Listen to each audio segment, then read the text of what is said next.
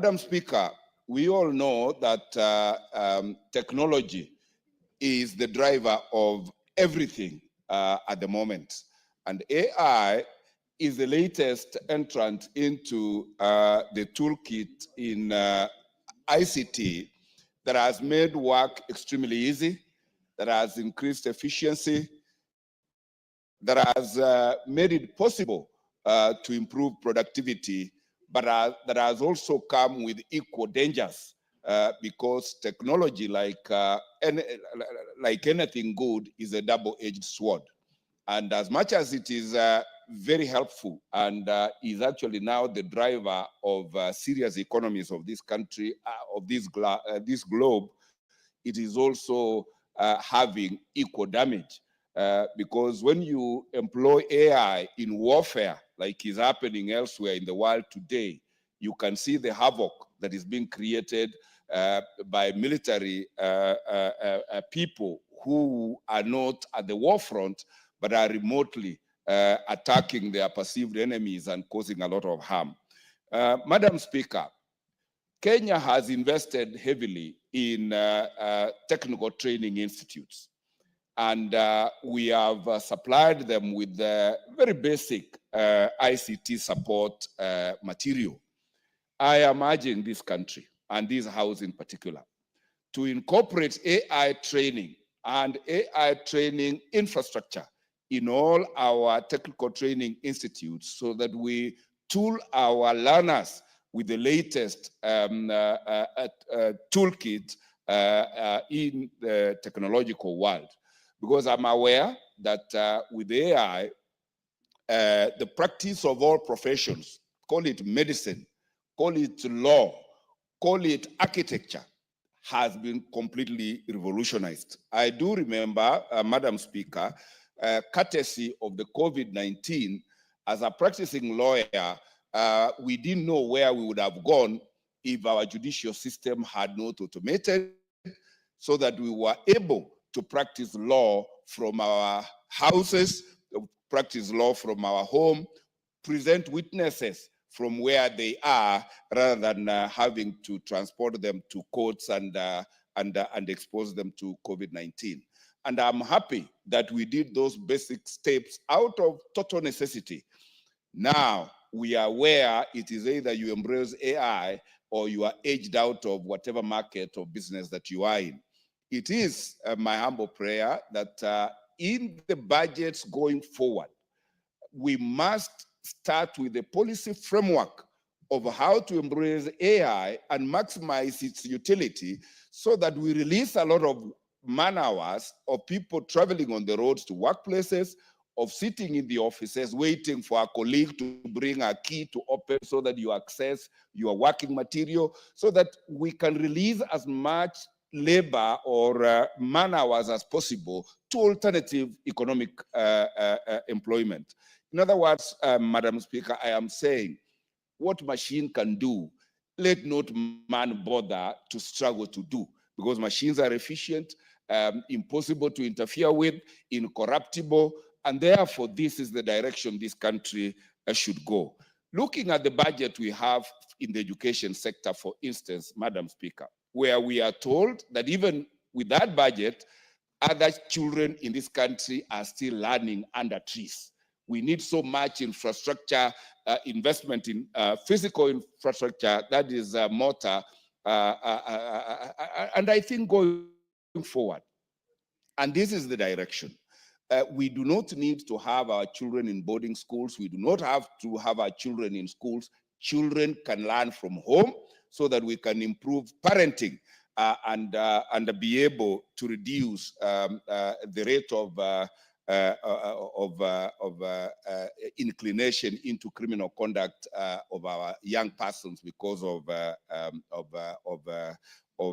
lack of parental care and guidance wherever they are. And I want to plead that our ICT ministry wakes up and draws a policy framework that this House should debate, discuss, approve, and then inculcate, create a very deliberate learning program for all sectors, both private and public sector, so that as a country, we embrace technology, we embrace AI, we exploit the advantages of that AI and be able to be an industrial giant in a very short while. And as we do that, we urge the engineers in this sector to be very candid with the country on the dangers associated with the use of that technology, so that we build up firewalls, we build up regulatory mechanisms to ensure that what is so good, when used badly, does not become extremely destructive. And with that, Madam Speaker, I support and thank the people of West Mogrango all the time for making me their member of parliament. And I think, Madam Speaker, I invite you there to confirm that I attend parliament every other day and make contributions whenever asked to do so. Thank you, Madam Speaker. Thank you. Actually, when you are speaking, I noticed that you seem to be very happy today. So, and you are also bringing the same happiness to the House, and thank you for your invitation. The Honorable Geoffrey Mulanya, member for Nambale. Thank you, Madam Speaker, for giving the opportunity to speak on this motion. Madam Speaker, as a regulatory framework to control the use of artificial intelligence in this country, we know that the society is moving very fast. And Madam Speaker, you know that every time we have new children born in society, their minds are racing ahead of even the parents. And this is because of the information technology that's being availed. When you buy a new phone, there are new technology that is being advanced daily. But now the government is not moving at the same pace in this particular space. You note that, Madam Speaker, currently as you speak, the AI is the one being used by most doctors right now in prescribing medicine, which is dangerous. AI is being used in education for teachers who are preparing learning lessons to teach in schools. AI is being even used in the legal fraternity. I had a complaint from a judge indicating that young advocates are now using AI to prepare submissions to forward in court, whereby they are quoting non-existing laws, non-existing judicial precedents that we rely on in legal in our courts, so that this can easily mislead a court to arrive at a wrong decision. Because in a legal, in our legal circles, we normally rely heavily on the previous decided case, so that we have a sequence. We don't want to have contradictions. But when someone is now coming in, we're using artificial intelligence to prepare submissions, quote non-existing cases, you find out that the judge that is presiding over the case is easily going to be misled. We also have the AI being used by architects drawing houses, which is now becoming very dangerous. Madam Speaker, you note, as it has been said, the lack of regulatory framework is one that has led into all these things happening in our society. It's therefore very important that we formulate regulatory framework and ethical guidelines for implementation of the artificial intelligence in the country to control the potential misuse. We have had cases of fake news appearing in our social media, because we have young intelligence people coming up with a newspaper headline with screaming news that are fake. But all this information is distorting society, that is a potential risk to a conflict. So, Madam Speaker, I support the motion and say that it is extremely timely. Support Honorable Marianne Keitany and thank her for bringing up this particular motion. Thank you, Madam Speaker. Thank you very much, member for Nambale. The Honorable Dr. John Mutunga, member for Tigania West and Chair Agriculture. Thank you very much, Honorable Speaker, for the opportunity to also add my voice to the Honorable Marianne Keitany's motion on the need for regulatory framework in the use of artificial intelligence. Honorable Speaker, in the stage at which we are technologically, Kenya will have no choice other than embrace artificial intelligence. As we speak, Honorable Speaker, we've already embraced anyway in certain sectors, and the process is ongoing. So what is important and what the honorable member is speaking so loudly about is having a regulatory framework that will basically guide on how to use artificial intelligence in the advent of losses of job, potential losses of job, and the need for further and more intensive and more complicated industrialization, as well as the growth of stage that we are in.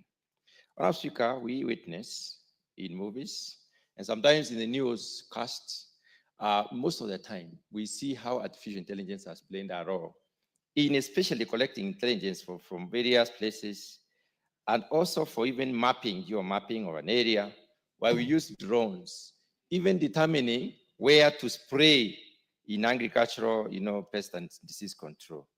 Artificial intelligence has become very, very, very important. In modern warfare, drones have been used quite a lot. And I believe one of the advancements that we need today is that artificial intelligence, which can enable us to identify the powers of the enemy, the placement and the distribution of the enemy, their warfare and the investments in various areas. We have also seen that in the service sector, artificial intelligence has become very, very important. And therefore, it is key that we embrace artificial intelligence as a country. Our speaker, last 2 months, I think it was in April, I happened to participate in a convention on coffee marketing in Houston, in America. And we were amazed by the level at which certain countries have reached in terms of service of the coffee itself, where a robot takes an order from a human being, prepares the coffee, serves the coffee in specific amounts, and basically ensures that payment is done and makes sure that the combinations are correct. So there is need for us to focus on how do we then embrace artificial intelligence, even as the knowledge permeates across the board. So the master embraces in a manner that we are able to contain the user. Now, speaker regulation is important. We need to demand areas should we actually allow or control, what just control should we take when it comes to use of artificial intelligence. It is important for us to focus on the request, the areas that relate us to human beings, so that we promote artificial intelligence, especially when it comes to manufacturing. We know for sure most of the manufacturing sector has embraced artificial intelligence, especially in other countries. And in this country also, we have investments in this area. So as we look at how we invest in this area, what should we exercise? We need a policy. And this policy direction will help us as a country to manage this particular. Kenya is noted as one of the countries in Africa that has advanced in this. In terms of ICT, on our speaker, we are an advanced country, we are doing a lot. And investment in ICT is a purposed decision of the current government. There is a whole ministry that is looking at the possibilities within the digital divide, how we can exploit the opportunities therein, even to employ our children. Our speaker, when we are looking at these possibilities, let us discern which section, which part of the investment structure should we use artificial intelligence. And on our speaker, we are talking about digitization every time, every sector is getting through digitization. Even as we look at digitization, we may also know that it is not possible for us to control the learners. Research has to go on in various areas of ICT. We have to have our learners trying out options and possibilities. We know in the process of trying out options and possibilities, innovations in this country have been born, and they are born fruits, and they have really created a lot of employment, especially in the M-Pesa, for instance, innovation. There are very many other innovations that have come by. There may be innovations that will also replace the possible job losses. So we need to allow research to continue, but in containment, to the extent that we need to be able to know which area is being focused on and what are the possible findings that we are looking at. Honorable Speaker, there's a lot of disinformation, especially in this country. And this disinformation is a lot more propagated through the media and through the social media. Social media has embraced sufficient use of ICT. And that being the case, how can we also use artificial intelligence to enhance verification of the information that goes out? Honorable Speaker, as we move on, and even as we look at the court process where the burden of proof must be, must go on through to whatever extent. We are looking at a future where possibilities, there are possibilities that people will say, using drones, we are able to collect this information. But we need to control this particular use of artificial intelligence to the extent that, because we know what we put in is what generates an output. And therefore, we need to be able to control how we use these options, as it were. There are several possibilities that are important for us. First of all, containment of the news and news content. It is very important for us to know what kind of artificial intelligence was used to collect what news and whether there are possibilities before release of such news. If we do not contain this, then we are likely to be finding ourselves in cases where a proof has not been given and there has been sufficient circulation, which may mislead most of the Kenyans. The other issue is the control of associated onslaughts or the areas where we have embraced artificial intelligence. Mechanism, or our speaker, where we will be able to know exactly how does the use of this technology lead to generation of information that probably can cause credible, reliable, and verifiable. And if the information is not our speaker, we need to have that can help us to shun this and to get this information from circulation. When we focus on jobs, on our speaker, artificial intelligence is likely to lead to just in transition, which requires to employ people, and also it can be a possibility that our people can be employed in this area. So even as we look at advancement and the use of this particular technology, then we need to be looking at how can we, in tandem with promotion within the productive sectors, that we are also creating more jobs, such that we win off those tasks that are difficult, tasks that are risky, tasks that require more of a machinery use, and then we place human beings to those tasks that require a lot of intensive scrutiny. Madam Speaker, public awareness is very important. In our country, the awareness levels are high, but unfortunately, most of the information that circulates are not very verifiable, not reliable. How can we use this artificial intelligence to ensure that we develop sufficient understanding to our people on how to even cross-check information being given? It is important for us to foster transparency and use of it. It is for us to do that through a framework. And this bill has come at the right time. We need to distinguish which sectors can embrace intelligence, we distinguish functions within those sectors that can embrace artificial intelligence, and to what extent. As we think a mechanism mission now to establish what use we're talking about. So, Mr. Speaker, there is a very standards and ethics of information that is transmitted. That needs also to be focused on and can only be achieved through a policy guideline. Madam Speaker, those very few remarks, I wish to support this particular motion. Thank you very much. Thank you. The Honorable Cecilia Getit, member for Turkana County.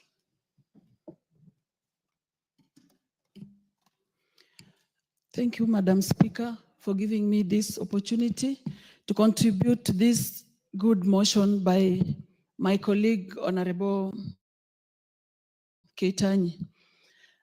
Madam Speaker, AI, looking at its definition, is that technology of enabling computers perform functions that humans have been performing, including making decisions, computers having ability to see, understand, and translate spoken and written language, analyze data, and all that.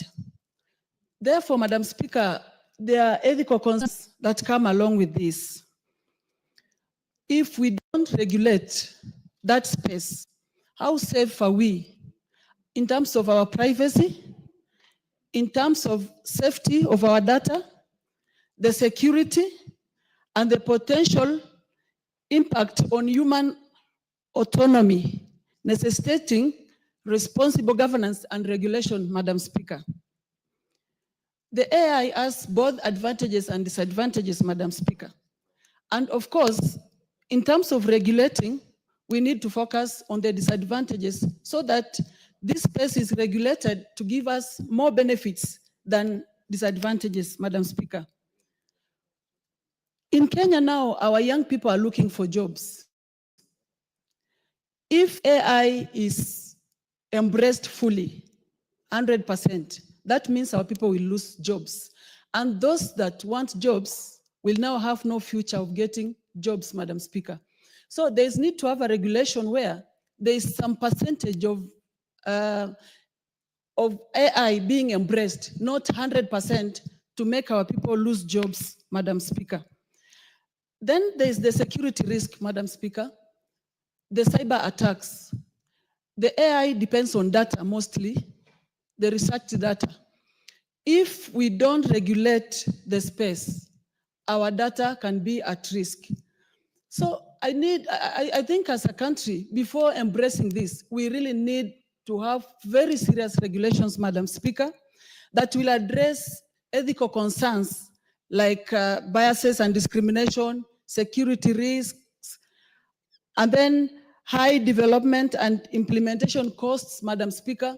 This needs very massive and serious investment in terms of infrastructure, research, and all that. So it's not something we can just rush into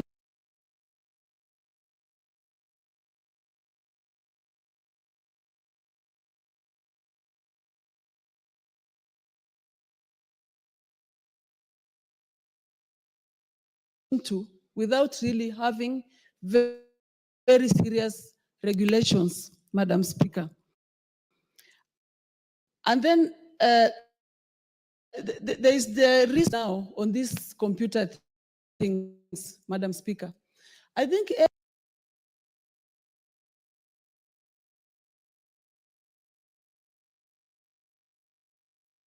AI will need to be regulated. If our students will be asked any question in school and then they just access the AI information and data, then it will kill the ability of our students reasoning and really expounding on things, testing their intelligence. They will now be depending on this AI thing. So the AI information needs to be regulated so that there is some amount of information that you can get in these cyber systems and not everything, Madam Speaker. Because if we just let everything run in the AI perspective, I think as a country, we will have the advantages, but the disadvantages will be enormous, Madam Speaker. So I want to thank Honorable colleague who brought this motion. There's need to regulate this before embracing it. There's need to really dig deeper into its advantages, disadvantages, and then now regulate the disadvantages so that the impact will be positive and not negative, Madam Speaker. Thank you. I submit.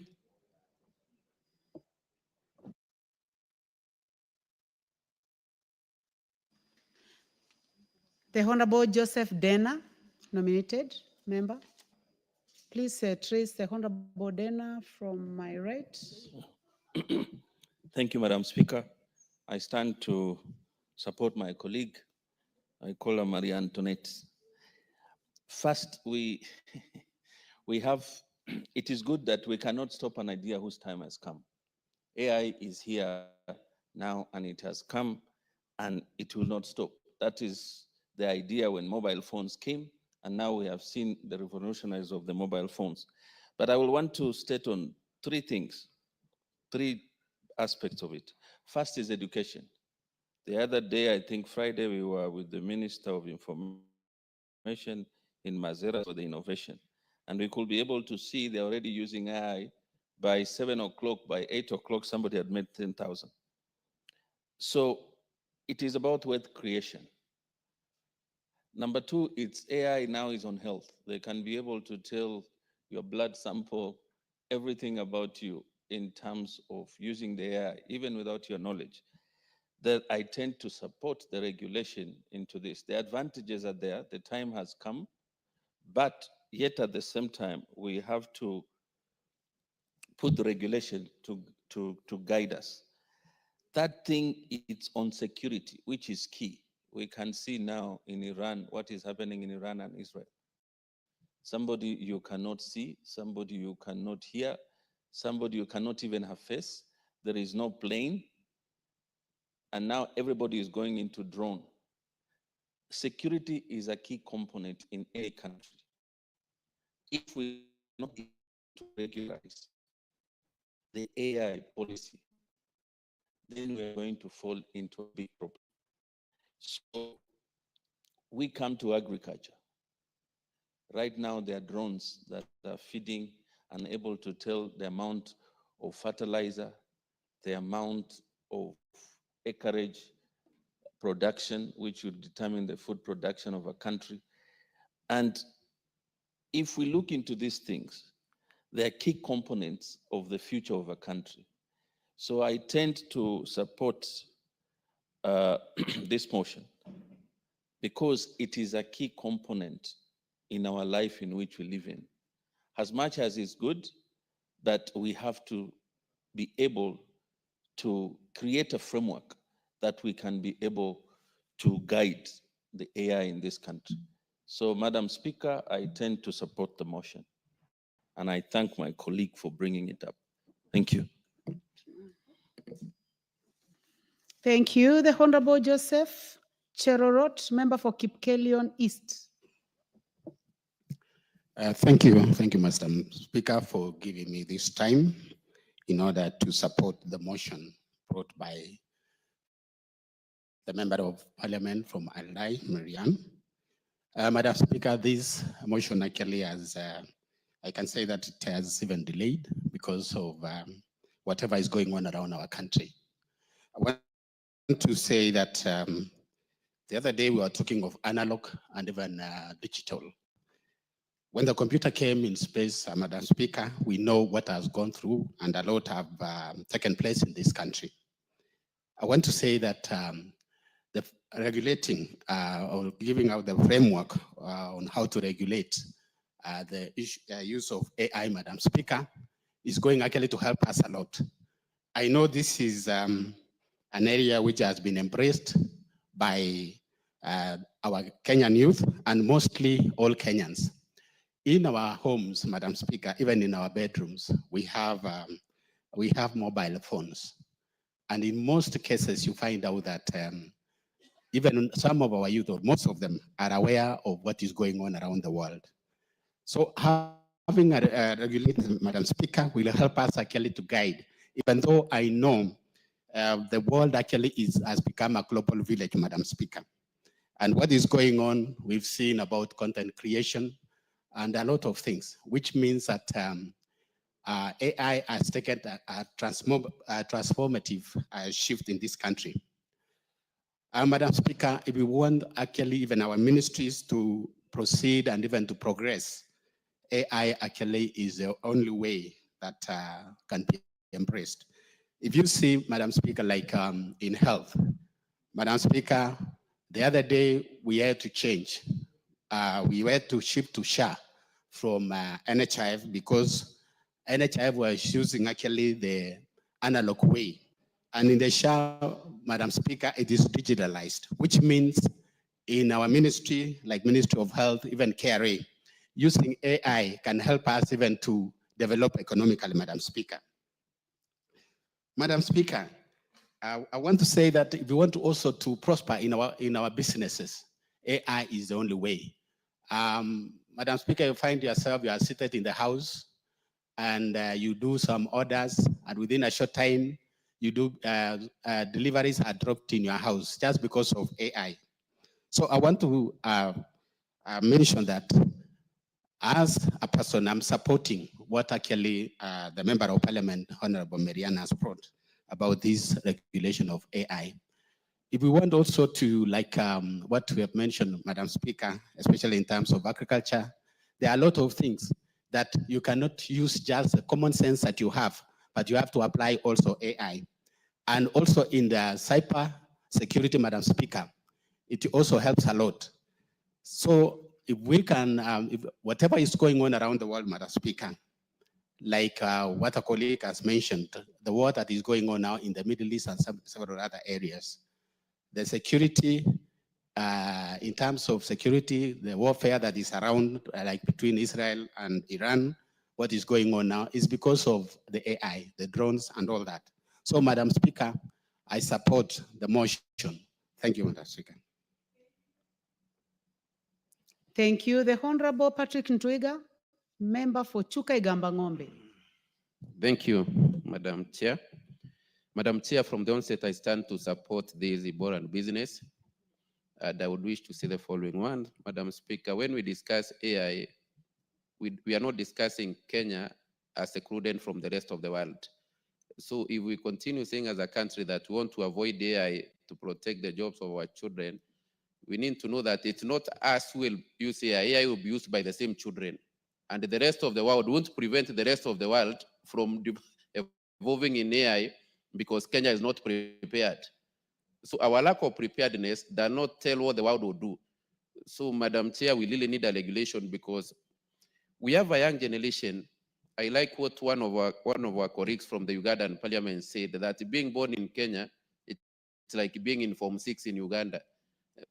We have a generation. We have a generation that is so quick to learn. Yesterday, I looked at and I wish first to say sorry for what happened yesterday about that man who was shot. And we not even know it's Eli or who, because within that minute, they had created so many faces. They will say, is this one who has been shot? There's this one who has been shot. He is from here. So we had that had already been created online on who had been shot, which can really bring chaos and confusion. About the policeman who did what, we had almost a face immediately, after 2 minutes, another one. So we really need a regulation because you can't control that. Now that will prevent young people from using AI or artificial intelligence, because it's the next frontier of development in the world. So we can't close ourselves inside the country and be afraid of what is coming, because AI is here with us. And the most important thing as a country is to be prepared. And the best preparedness for this house, as a house that makes laws, is to have a law that will guide artificial intelligence and its use in the country. Thank you, Madam Speaker. I support. Thank you very much. The Honorable Kainan, member for.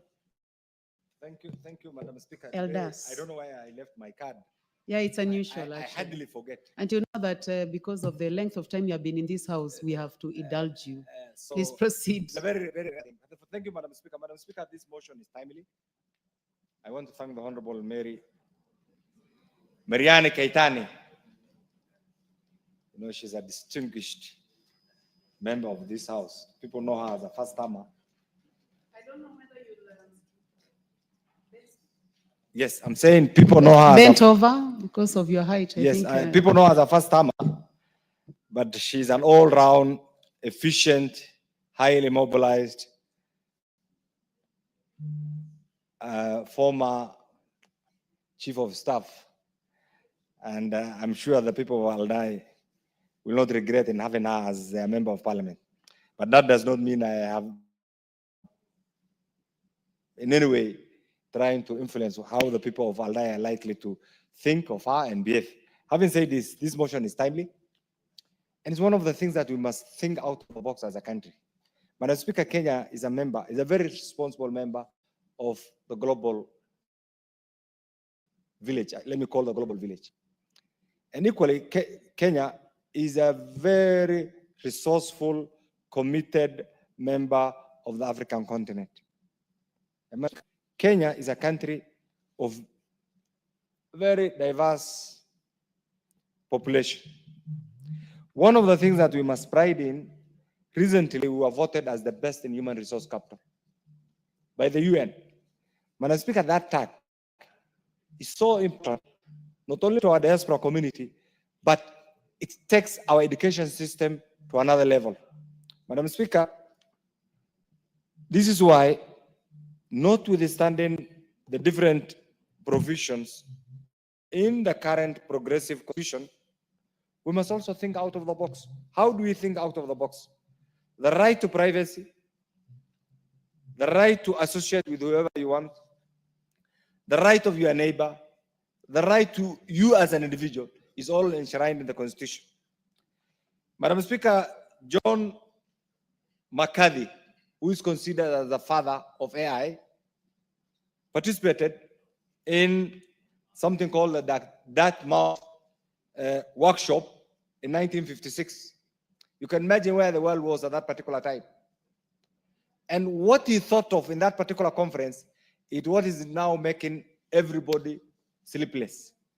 Madam Speaker, as a country,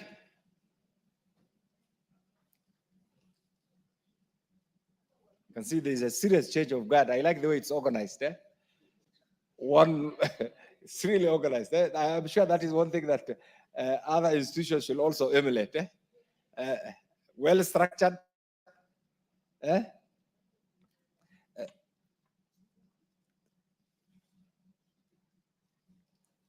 Madam Speaker, those who invented the use of computers were not competing with Almighty. Almighty God has created the human beings, the animal beings, and the angels. In my religion, the human being has been given two distinctive abilities. The right to think, that is why God says, God gives you an opportunity to discern what is good and what is right. To either go astray and follow the wrong or follow the right. And one of the things that mankind has done is to be innovative enough, to be creative enough, and use computer. Madam Speaker, what this bill, and I get this, what this motion attempts to do is to, first of all, to acknowledge that we are in the era of AI. This is the first thing. The second thing that this motion attempts to acknowledge is that there is need to have a friendly, institutional-driven framework that will allow the user of the AI not to infringe on the rights of others. And this is why all of us are believers in our constitution. We accept that we have a constitution. And that is our supreme law in the Republic of Kenya.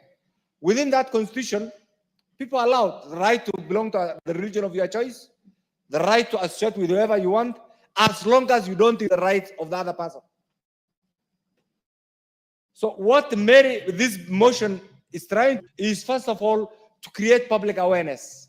Are Kenyans aware of the AI presence in their midst? Of the use, both the advantages and the disadvantages of AI. Mr. Speaker, in the current modern day Kenya, Mr. Speaker,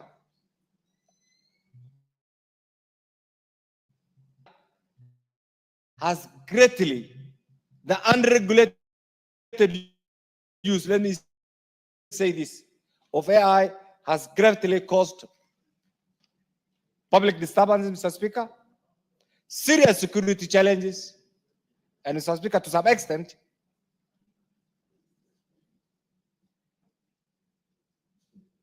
an infringement on our sovereign rights as a citizen and as a country, Mr. Speaker.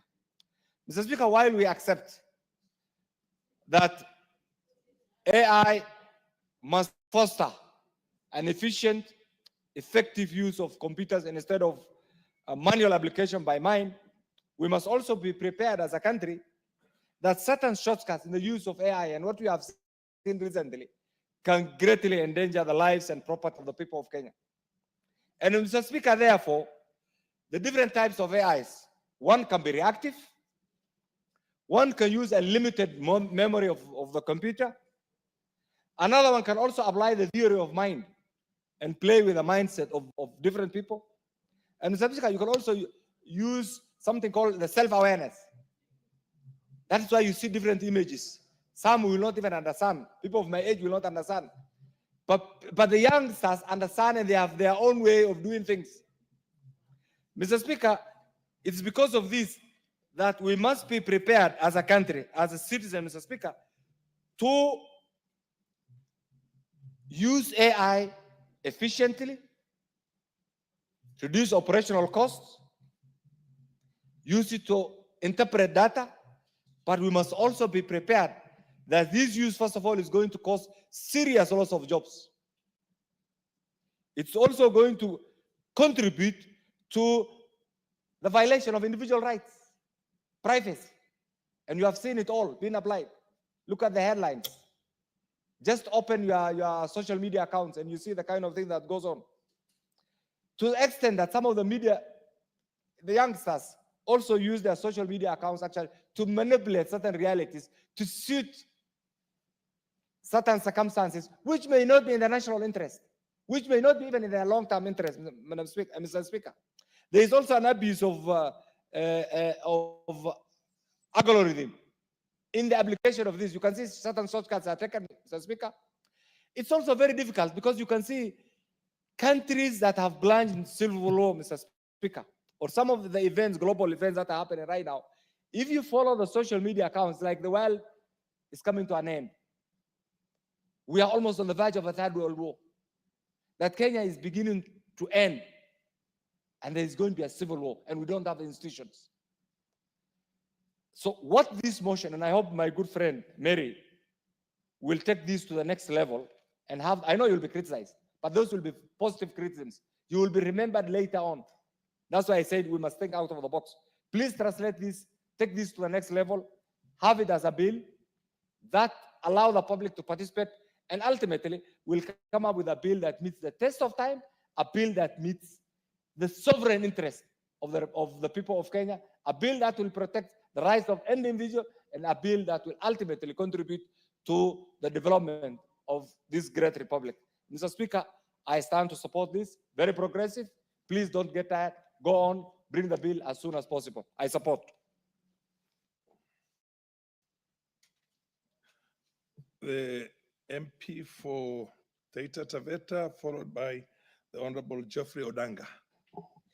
Thank you, Mr. Speaker, for also giving me a chance to contribute briefly on this motion. And I want to begin by congratulating my colleague, Marianne, for bringing this motion on matters artificial intelligence. And Mr. Speaker, from the onset, I want to say that the world is revolving and it continues to evolve.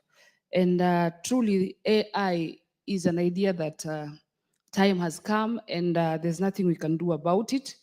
We have to embrace it. And Mr. Speaker, it has its own benefits and challenges. And already it is in practice.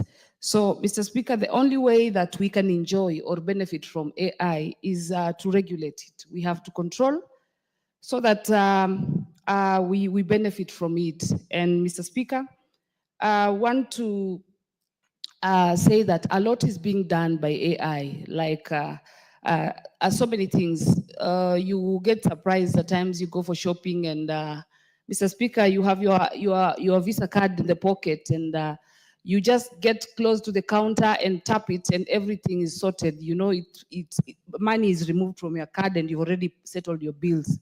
And that is the work of AI. At times you pay for parking and when you're driving your car, before you get to the gate, the gates are opening. All that is AI and many things. So before it gets to matters security and many things on the wrong side, Mr. Speaker, I agree. It is time we regulate it as quick as possible so that we get to enjoy it. So I congratulate my colleague and I support this motion. Thank you, Mr. Speaker. Geoffrey Odanga. Thank you, Honorable Speaker. Let me also add my voice to those who are supporting the artificial intelligence and thank the sponsor of the motion, Honorable Marianne. I want to say, Madam Speaker, Honorable Speaker, that first of all, let me note that artificial intelligence is very dangerous. it is very dangerous if it is left to run and control itself. And we have seen this, like when we have had WhatsApp and FB and so on, we are seeing people abusing the opportunity to use the social media. So we need to take up this very quickly and fast enough so that it is regulated and controlled. The truth is that AI has already taken the world by storm. It is existing. We are already using it.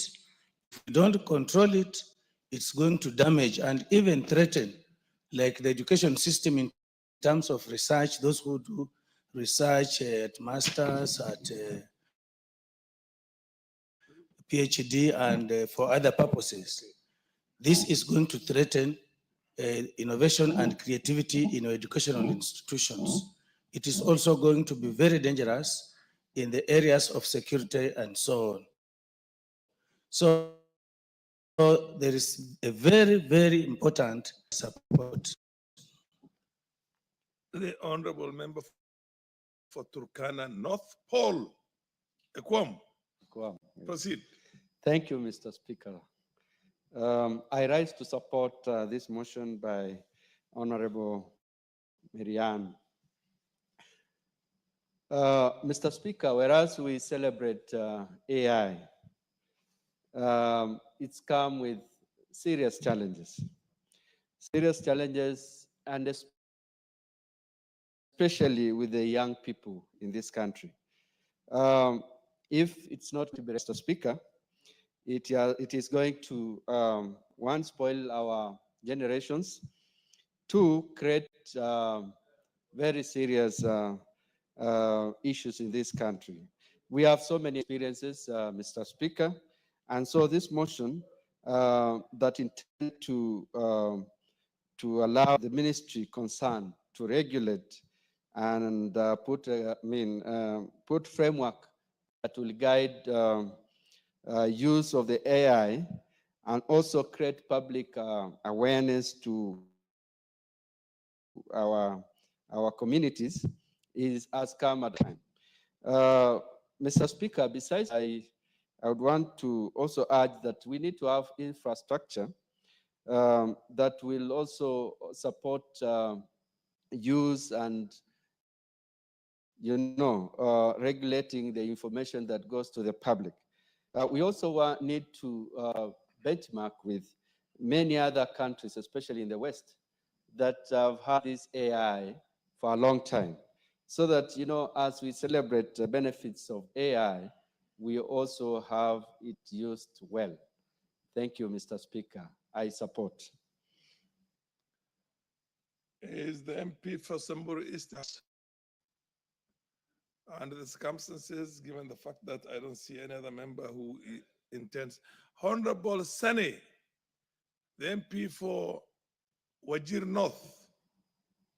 Thank you, sir. Proceed. The mic is there. The mic, for God's sake.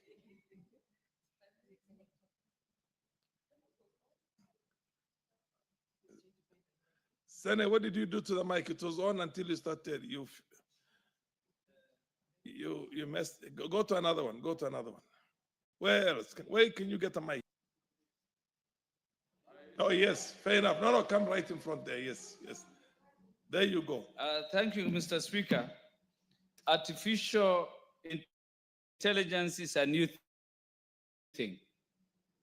And I'm sure in as much as it is going at a time when everything has to go digital, I'm brought up at a time when things were analog. And we must appreciate the changing times and trends. I know its importance is so immense in terms of decision-making, automating tasks, trying to analyze vast data that we cannot do it mechanically, improving efficiency, bringing the best out of customer experience. We can't enumerate the importance of artificial intelligence.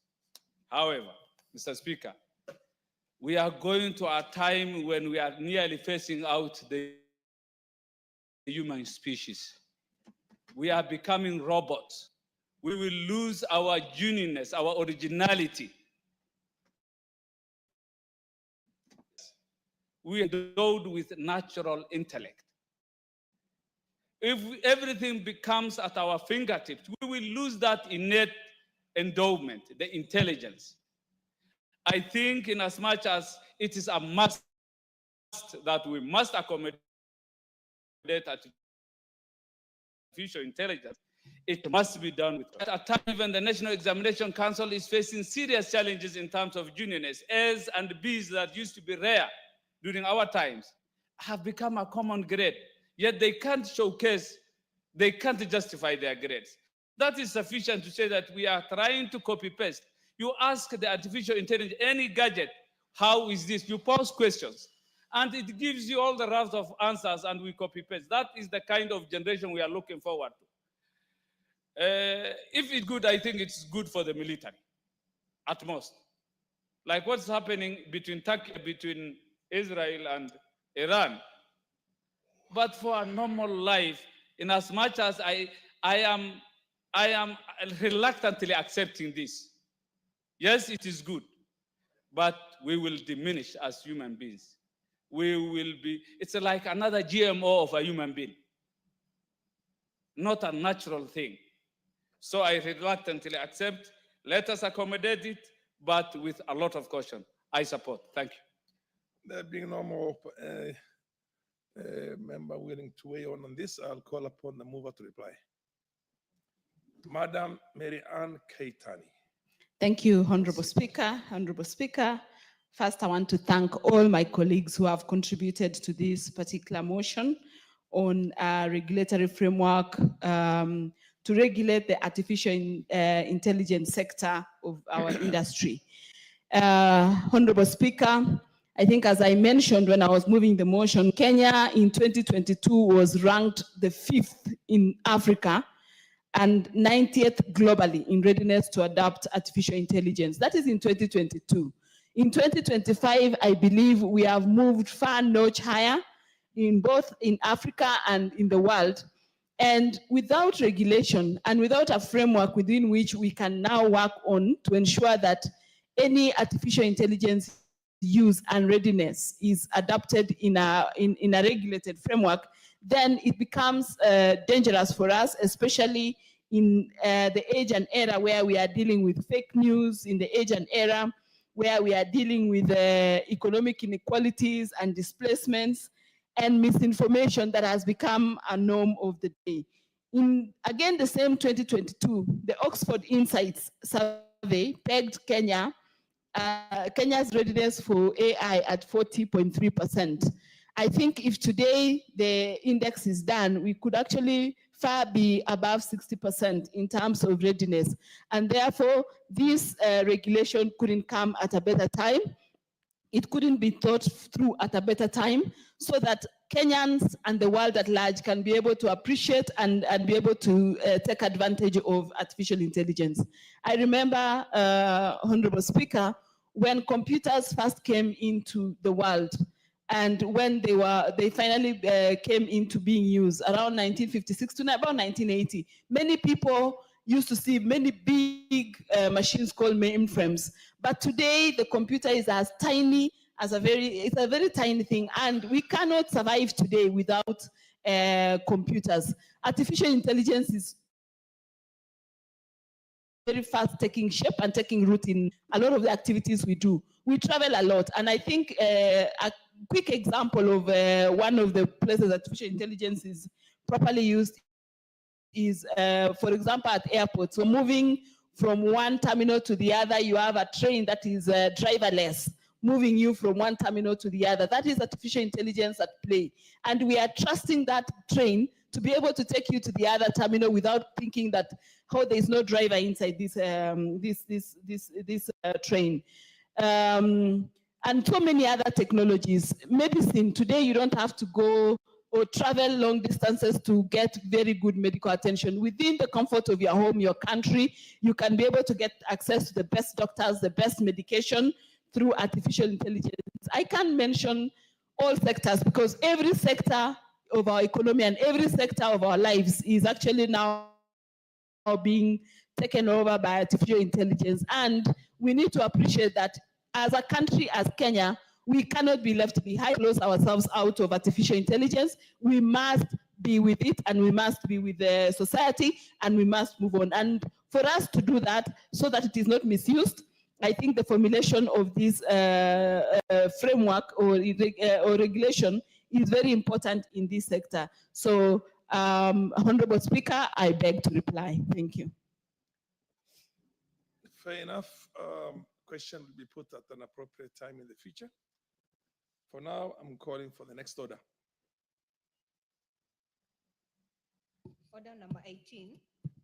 Order number 18, motion, formulation of a land use policy on zoning of land for agriculture and built development. The Honorable Tim Wanyonyi is in the house to move this motion? No? Okay, I defer this motion to another date when Honorable Tim Wanyonyi is going to be around to move his motion. Next order. Order number 19, formulation scheme for accomplishments by sports persons in international competitions. Where is the Honorable Charles Ngusia to move this motion, private member's motion? He's not in the house? Fair enough. I direct that this motion be put on the order paper on an appropriate Wednesday when the Honorable Ngusia can move this private member's motion. Next order. Order number 20, motion, allocation of help funds to support students enrolled at the Kenya Medical Training College. The Honorable Shuria was around this morning. He's not in the house now? I'm sure he assumed that these other motions were going to take the time up to 1 o'clock. Under the circumstances, there being nobody to move, Shuria is not moving and he has not delegated that authority to somebody else to move on his behalf. I direct that this motion be put on the order paper at an appropriate date in the future. Next order. Order number 21, the Parliamentary Powers and Privileges Amendment Bill, Senate Bill number 37 of 2023, second reading. The co-sponsor, Honorable Wamboka. The Honorable Wamboka. Fair enough. Honorable Wamboka is not in the house to move this bill. And as circumstances, I direct that this be put on the order paper at an appropriate date in the future. Next order. Order number 22, the Breastfeeding Mothers Bill, National Assembly Bill number 8 of 2024, second reading. The Honorable Sabina Chege to move this second reading of this motion, of this bill. The Honorable Chege Sabina, MP for Muranga, is it? No, nominated member of parliament. She is not in the house. I direct that this be put on the order, this bill to be put on the order paper at an appropriate date in the future. Next order. Order number 23, the County Government's Amendment Bill, Senate Bill number 25 of 2023, second reading. The Honorable Timothy Toroitich. Honorable Timothy Toroitich is not in the house to move this bill as a co-sponsor of the bill itself. Now, I direct that this bill be put on the order paper at an appropriate date in the future when the honorable member will be in a position to move it, to move the second reading. Honorable members, under the circumstances, there being no any other matter on the order paper,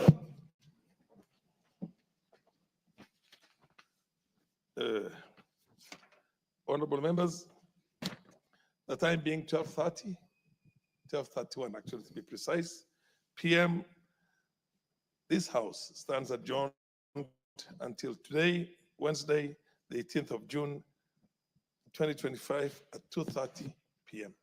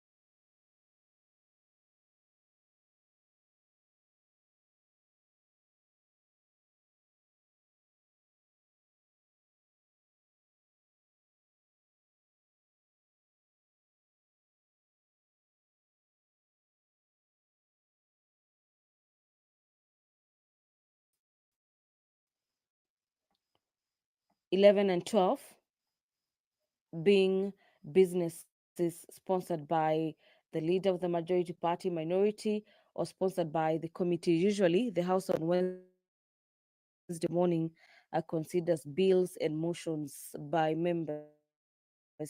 So this procedural will be taking the business away from the normal business of the House on Wednesday morning. The House will this morning also consider the Agriculture and Livestock Extension Services Bill. This is a bill from the Senate, Bill number 12 of the year 2022. At the National Assembly, we have Honorable John Mutunga co-sponsoring the bill coming from the Senate. From the Senate, this being is being sponsored by Honorable Tabitha Mutinda, and it is a bill that seeks to provide for a policy and institutional framework within which the agricultural and the livestock industry operates, by, among others, establishing the Agricultural and Livestock Extension Service, which will be managed by the Board of Directors. Agriculture is the backbone of the economy, and so majority of Kenyans depend on the agriculture either directly or by feeding their families or through trading of agricultural and livestock commodities, as well as generating an income. Over the years, the returns have been dwindling. This is due to mainly poor performance of both crops and livestock, climate methods, among others. According to the bill, indicating the bill that is therefore genuine, there is a genuine need to set up a policy and institutional framework to support and guide the activities, operations, as well as interactions within the industry. And this is with the aim of growing the industry with the result of a strengthened agricultural economy for the various counties across the country. This is a bill by Senator Tabitha Mutinda from the Senate and the National Assembly. At the National Assembly, this being is being co-sponsored by Honorable John Mutunga. And the debate on the Agriculture and Livestock Extension Service Bill is already concluded upon, and what remains is for a question to be put for members to vote on the bill that seeks to streamline as well as enhance the agricultural production in the country. But away from that, we have the Finance Bill, National Assembly Bills number 19 of the year 2025, coming up for consideration this morning. This is a bill by the chairperson, Departmental Committee on Finance and the National Planning. And the indications are that the debate has already been concluded upon. The National Assembly was debating the Finance Bill 2025 for the better part of last evening or last afternoon. And what remains is for the question to be put. We wait to see how that turns out this morning. On your screens, you can see the mace carried by the Sergeant at Arms, closely followed by the Deputy Speaker of the National Assembly, Honorable Gladys Boss, who will be presiding over the business of the National Assembly this morning. So kindly allow me to hand you over for this live broadcast. Enjoy your viewing and have yourself a great morning. Honorable members, let us pray. Almighty God, who in your wisdom and goodness have appointed the offices of leaders and parliaments for the welfare of society and the just government of the people, we beseech you to behold with your abundant favor as your servants whom you have been pleased to call to the important performance of important trusts in this republic. Let your blessings descend upon us here assembled, and grant that we treat and consider all matters that shall come under our deliberation in so just and faithful a manner as to promote your honor and glory, and to advance the peace, prosperity, and welfare of our country and of those whose interests you have committed to our charge. Amen.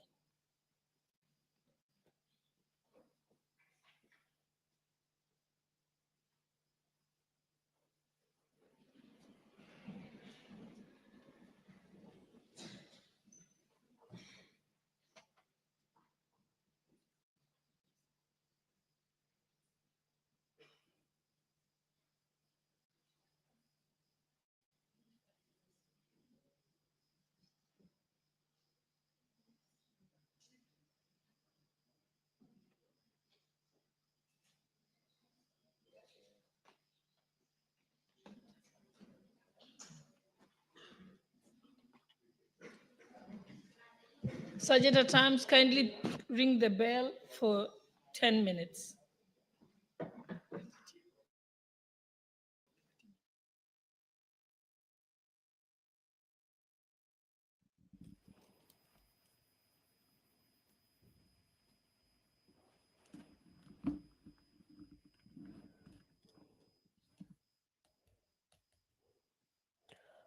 Well, the business of the National Assembly has officially commenced this morning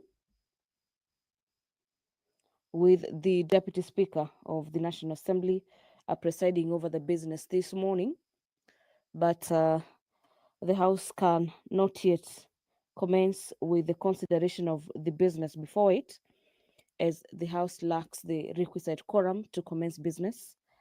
And so we have the directive to have the Sergeant at Arms ring the quorum bell for 10 minutes.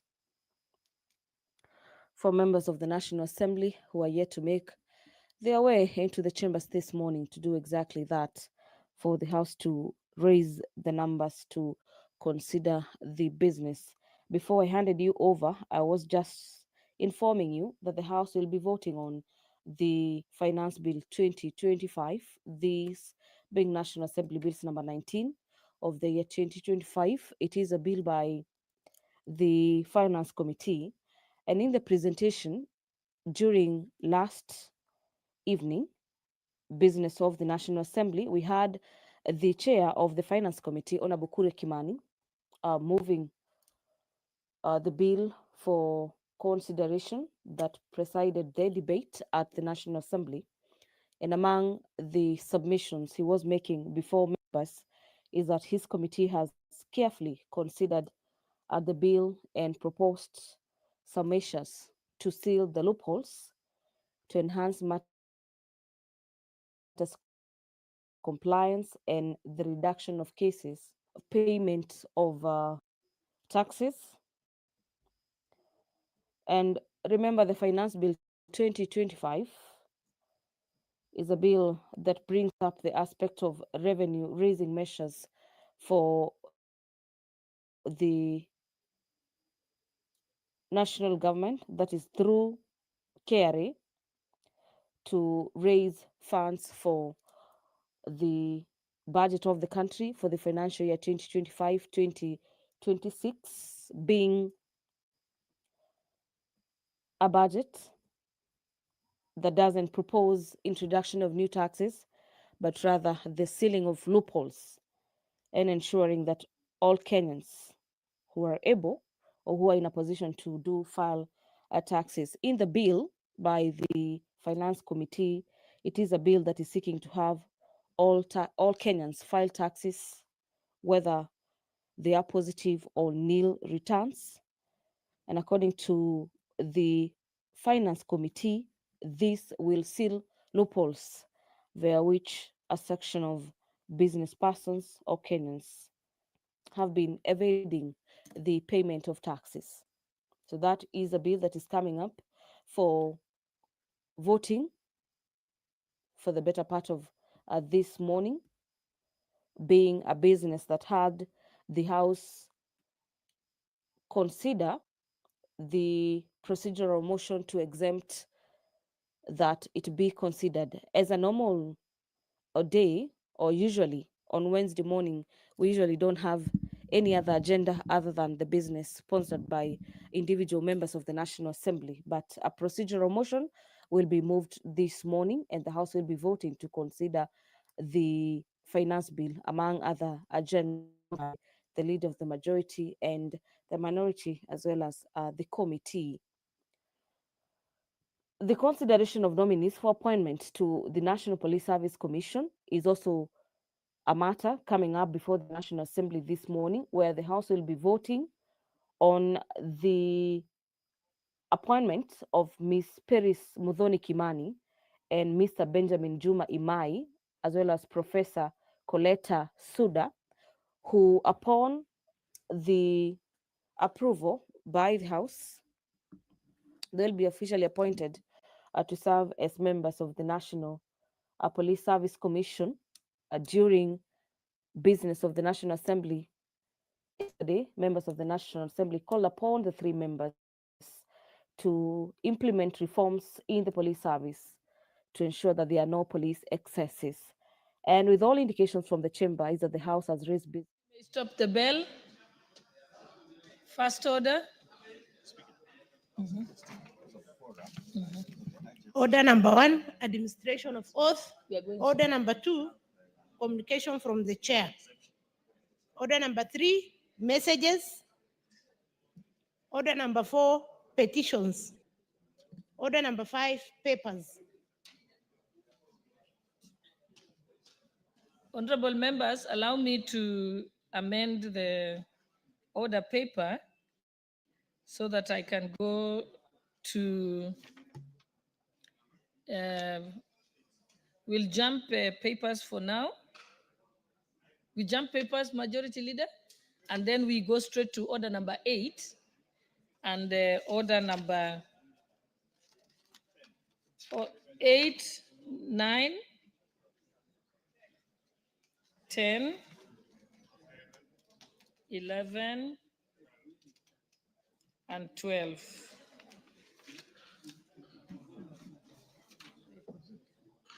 No, not 12. Not 12. We'll just go up to order number 11. Yes. Okay, you can read the orders. Did we say we skip papers first? Let's skip papers first. So we are starting with order number 8. So if you sit down, we'll come back to you. Okay. Order number 8, procedural motion, exemption of business from the provisions of Standing Order 43. Honorable members. Oh, yes. Procedural. I thought I was putting the question. Okay. Thank you, Honorable Speaker. Honorable Speaker, thank you for that indulgence to allow us to change the order a little bit. Honorable Speaker, I beg to move that this House resolves to exempt the business appearing as order number 11, number 10, 11, and 12 in today's paper from the provisions of Standing Order 43, being a Wednesday morning, a day allocated for business not sponsored by the majority or minority party or business sponsored by a committee. Honorable Speaker, like you're aware, Wednesday mornings are meant for business by private members. But because of the urgency of the matters, Honorable Speaker, we want to ride on order, Standing Order 40, so that we can exempt, Honorable Speaker, and have the finance bill and consideration of the nominees on appointment to the National Police Service and the County Public Finance Laws Bill, Honorable Speaker, that we consider them now, Honorable Speaker, so that I beat the time frame as given in the Public Finance Act to ensure that we enact these laws within the framework of the budget timelines, Honorable Speaker. Therefore, Honorable Speaker, having said that, I want to urge members to support this procedural motion. It's a simple, straightforward procedural motion, and request the Honorable Papa Osoro, no, the Honorable Osoro, Silvanas Osoro, to actually second. I thank you, Honorable Speaker. Thank you very much, Honorable Speaker. Honorable Speaker, for clarity, my name is Osoro, not Papa Osoro, as the Honorable my Deputy Majority Leader has alluded to. Honorable Speaker, the purpose of seeking the exemption of business from the provision of Standing Order number 43, as the movers clearly stated, is to try and dispense of all this business, the government business, and set aside the business that is meant for the private members. Honorable Speaker, looking at the calendar of this House, we are set to proceed for recess next week on 27th. And this House also received the Minister for, or the CS for Finance, who of course gave us the estimates sometimes last week. And it's important that even as we come to the closure of this financial year, getting now to the next financial year, that we push this business that is stated in order number 10, and that is the finance bill, and also the special motion that we discussed yesterday, and of course the county public finance laws, because we are getting into the new financial year. So, Honorable Speaker, that I beg to second. Honorable members, I propose the question that this House as orders number 10, 11, and 12 in today's order paper,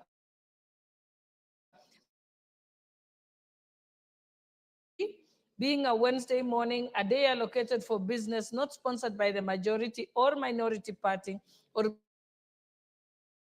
business sponsored by a committee.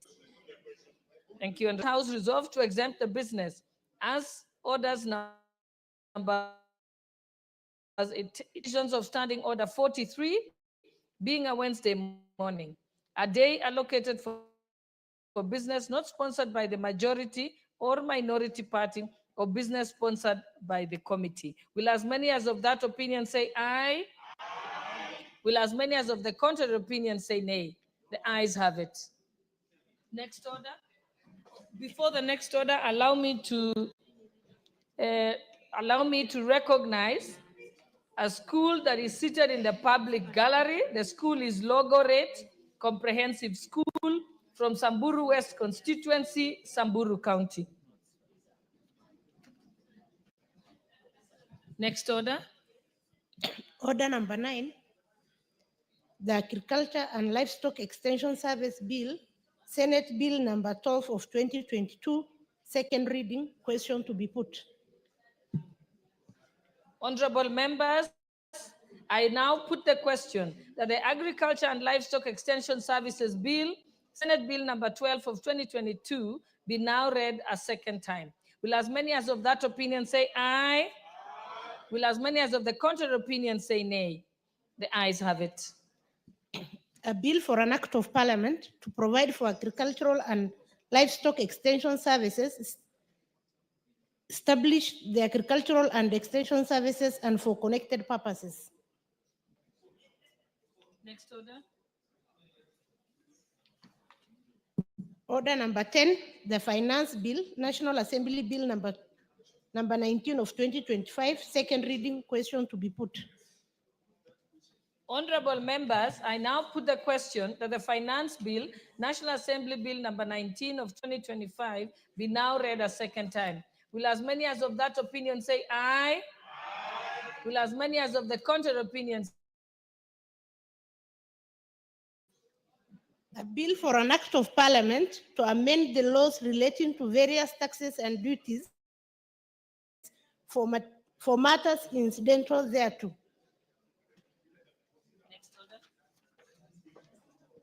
Order number 11, special motion, consideration of nominees for appointment to the National Police Service Commission. Question to be put. Honorable members, I now put the question that taking into consideration the findings of the Departmental Committee on Administration and Internal Security in its report on the approval of the hearing of nominees for appointment as members of the National Police Service Commission, laid on the table of this House on Thursday, 12 June 2025, and pursuant to the provisions of Article 246(2) and 252 of the Constitution, and Sections 3 and 8 of the Public Appointments Parliamentary Approval Act, Cap 7F, approves the appointment of the following nominees as members of the National Police Service Commission. 1, Ms. Peris Mudhoni Kimani. 2, Mr. Benjamin Juma Imai. And 3, Professor Colette A. Suda. Will as many as of that opinion say aye? Will as many as of the contrary opinion say nay? The ayes have it. Honorable members, I think you'll allow us now to go back to order number 5. Thank you for your indulgence. Order number 5, papers. Majority Leader, Honorable Lowen Bayer. Honorable Speaker, I beg to lay the following papers on the table of the House today, Wednesday, June 18, 2025, morning sitting. 1, reports of the Auditor General and financial statement for the years ended 30th June 2024 and the certificates therein in respect of the following technical and vocational college. A, Msambweni. B, Kibwezi West. C, Mulango. D, Machakos Town. E, Kitui East. And F, Yata. 2, reports of the Auditor General and financial statement for the year ended 30th June 2024 and the certificates therein in respect of the following secondary schools. A. St. Alfonsa Kisau Girls, Makueni. B. Kitondo, Makueni. C. Barich Boys. D. Kabare Girls. E. Shimba Hills. And F. Muha Boys, Makueni. 3. Reports of the Auditor General and financial statement for the year ended 30th June 2024, and the certificates therein in respect of the following technical training institute. A. Wote. B. Machakos Technical Institute for Blind. And C. Katine. 4. Reports of the Auditor General and financial statement for the year ended 30th June 2024, and the certificates therein in respect of A. Malindi Integrated Social Health Development Program Phase 2, MISHDP2, Coastal Development Authority. B.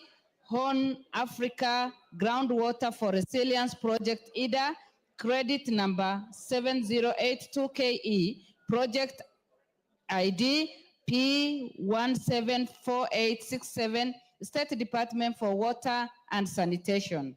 C. Nambale Mjini Mayenje Water Project Grant stroke credit number 08W/Busia/97. D. Rwambura Irrigation Development Project number 1109118900, National Irrigation Authority. E. Multimedia University of Kenya. And F. Mamangina University College. 5. Reports of the Auditor General and financial statement for the year ended 30th June 2023, and the certificates therein in respect of A. Kenya Primary Education Equity in Learning Program, IDA grant number D991KE and credit number 7067KE, and grants NOS TFC 306KE and TFC 307KE, State Department for Basic Education. And B. Hybrid Generation of Off-Grid Power System credit number CKE 1066011, Kenya Power and Lighting Company PLC.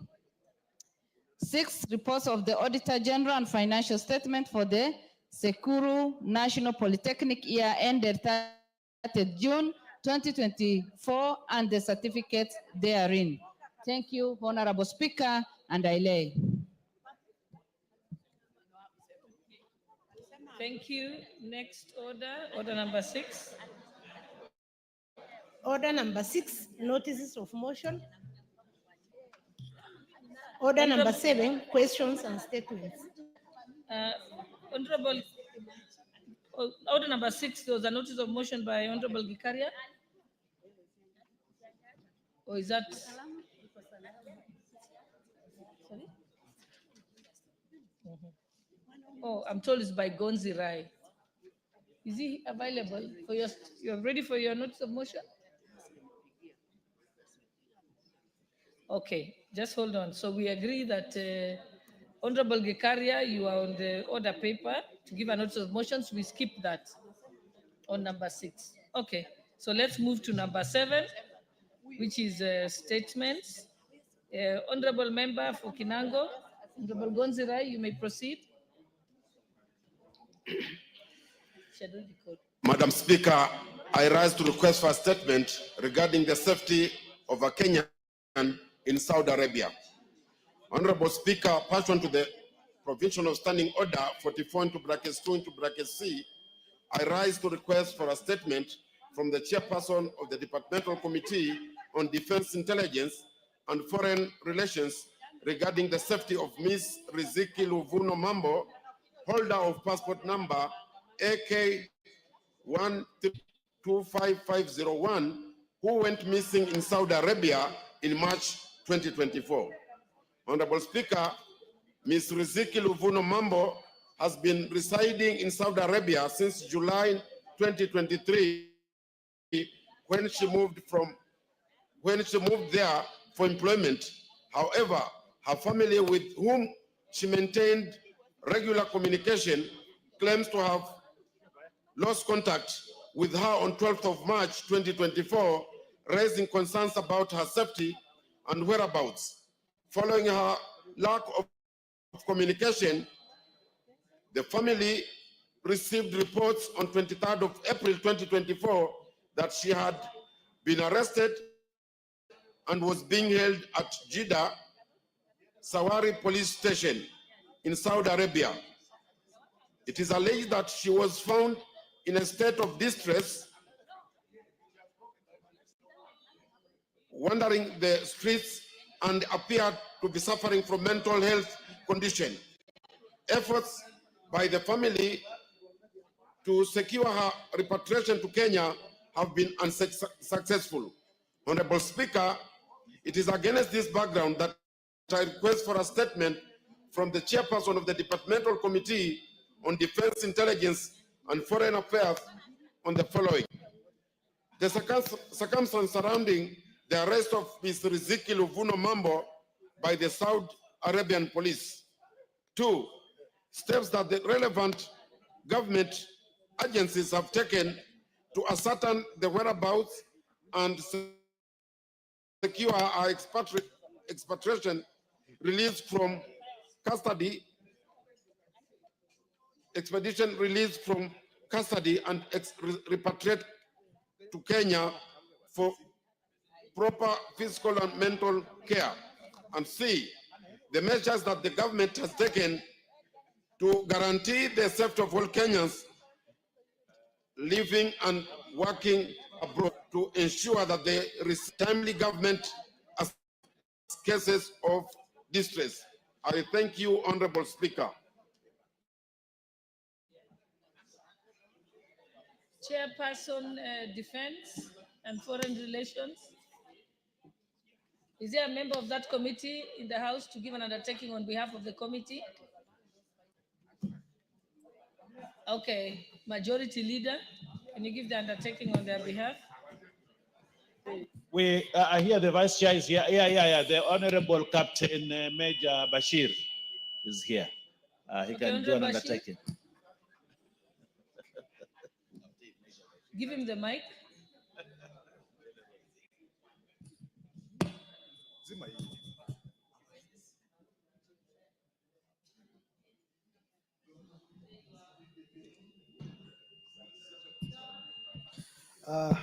Thank you, Madam Speaker. I have listened to the request for a statement, and I would like to inform the member that we'll be able to have a response to the question in 2 weeks' time, including also all others that he has mentioned, including distress calls from the people in diaspora. 2 weeks' time will be appropriate. Okay, thank you. Next order.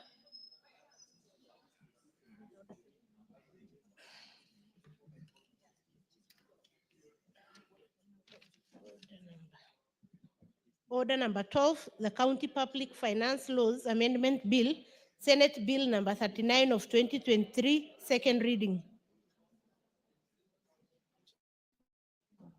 Mover.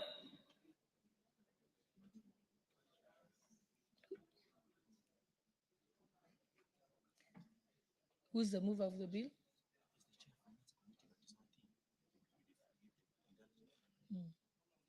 Okay, this bill, the mover is the chairperson of the Finance Committee, but he doesn't seem to be here, and I don't think there's any member of the Finance Committee. I'm told they were having a meeting. So I think we can skip order number 12, stand it down and bring it back at a later time today. So let's move to order number 13. Order number 13. Order number 13, motion, consideration of Senate amendments to the National Construction Authority Amendment Bill, National Assembly Bill number 59 of 2022. The mover of this bill, is that the chairperson, Transport and Infrastructure? Majority Leader, who's the Thank you, mover? Honorable Speaker. Oh, it's Honorable Gikaria. Yes. Okay, proceed. Thank you, Honorable Speaker. I beg to move that the Senate amendment to the National Construction Authority Amendment Bill, National Assembly Bill number 59 of 2022, be now be now considered. Honorable Speaker, I had brought this to effectively operationalize the 30% under the procurement for the special groups, that is the women, youth, and people with disability. And Honorable Speaker, in that amendment, I had proposed that we exempt uh, class 8, 7, and 6, but we had agreed with the committee that we only exempt class 8 only. But when we went to the Senate has since rejected our proposal of 8 and returned it to where I had proposed to 6, 7, and 8. But Honorable Speaker, I want to agree with the committee that we just exempt only class 8 and just up to class 8 and nothing more. And that is only for startup so that we can be able to help our youth, women, and people with disability to be able to venture into business, to give an opportunity for us. So in my view, I would want to agree with the committee and reject the Senate proposal. And I ask Honorable Ruto to second.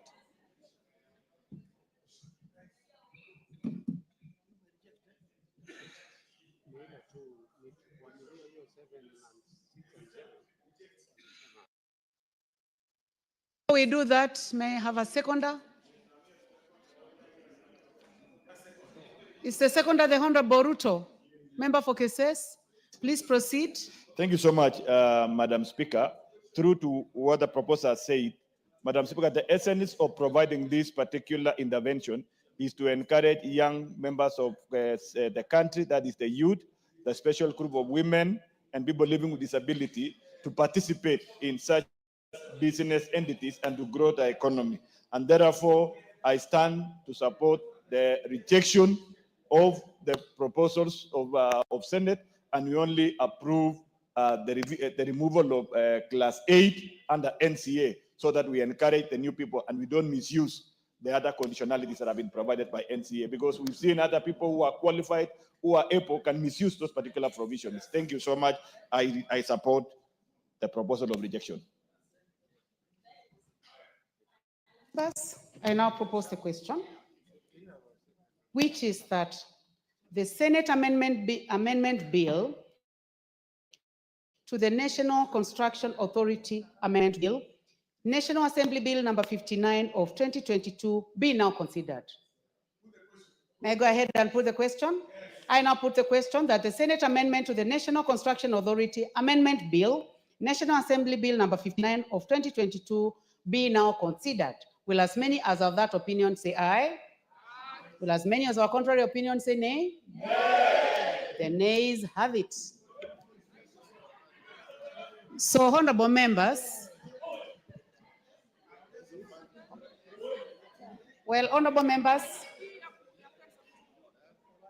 the fact that the nays have it means that in order number 14, the Committee of the Whole House will not consider the consideration to the Senate amendment to the National Construction Authority Bill, National Assembly Bill number 59 of 2022. Thank you, honorable members.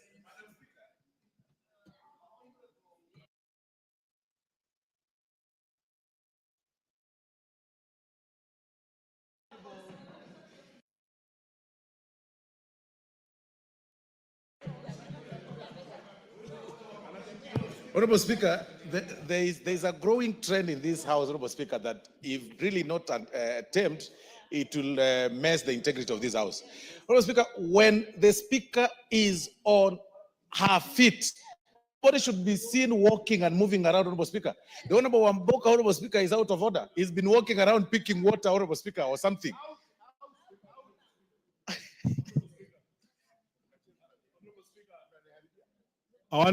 I apologize, Honorable Speaker. I'm sincerely sorry, and that will not happen again. Honorable members, let us proceed. I did not notice that the Honorable Amboka was moving around, but Honorable, if that happened, let it not happen any other time.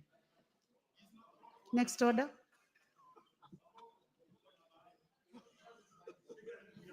Order number 14, Committee of the Whole House.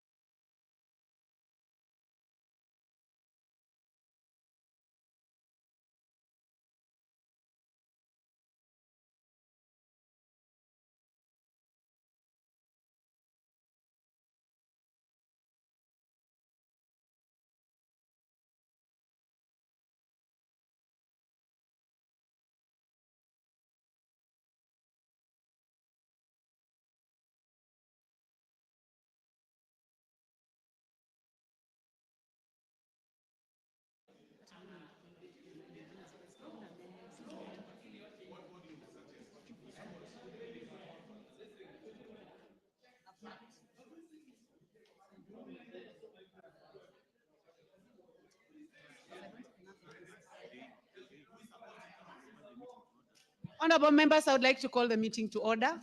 We are in the Committee of the Whole House, and we are considering the Wildlife Conservation and Management Amendment Bill, National Assembly Bill number 23. Clause 2. I propose the question that clause 2 be part of the bill. There be no amendment. I put the question that clause 2 be part of the bill. Will as many as of that opinion say aye? Will as many of our contrary opinion say nay? The ayes have it. Title. The Honorable Rueda, I can see you are in the house. Please get settled. The member for Lamu, please settle down. The honorable members, please take your seats.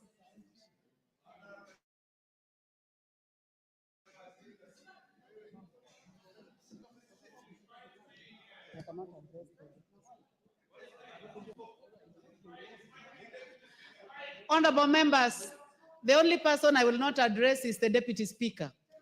The rest of the members, please take your seats. Except the Deputy Speaker.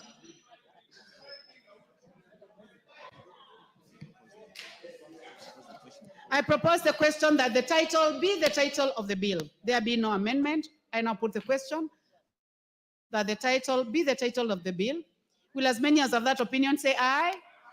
Will as many as of contrary opinion say nay? The ayes have it. Clause 1. I propose the question that clause 1 be part of the bill. There be no amendment. I now put the question that clause 1 be part of the bill. Will as many as of that opinion say aye? Will as many as of a contrary opinion say nay? The ayes have it. Move.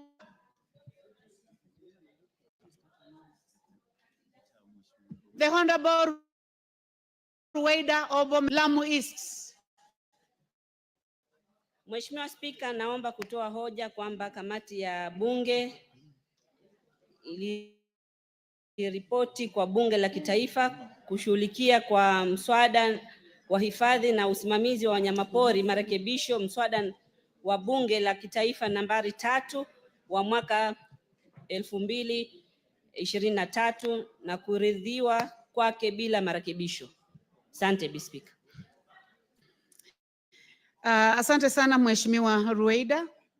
Honorable members, I now put the question, which is that the committee do report to the House its consideration of the Wildlife Conservation and Management Amendment Bill, National Assembly Bill number 3 of 2023, and its consideration without amendments. Will as many as of that opinion say aye? Will as many as of a contrary opinion say nay? The ayes have it.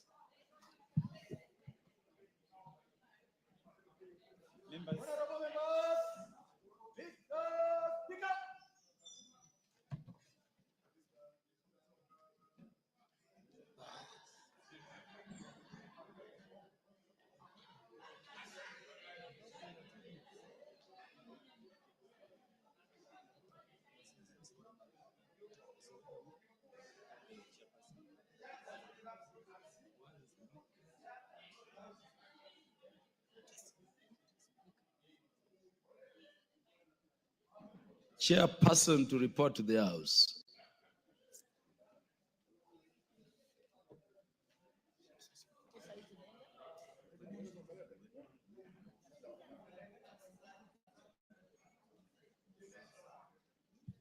Thank you, Honorable.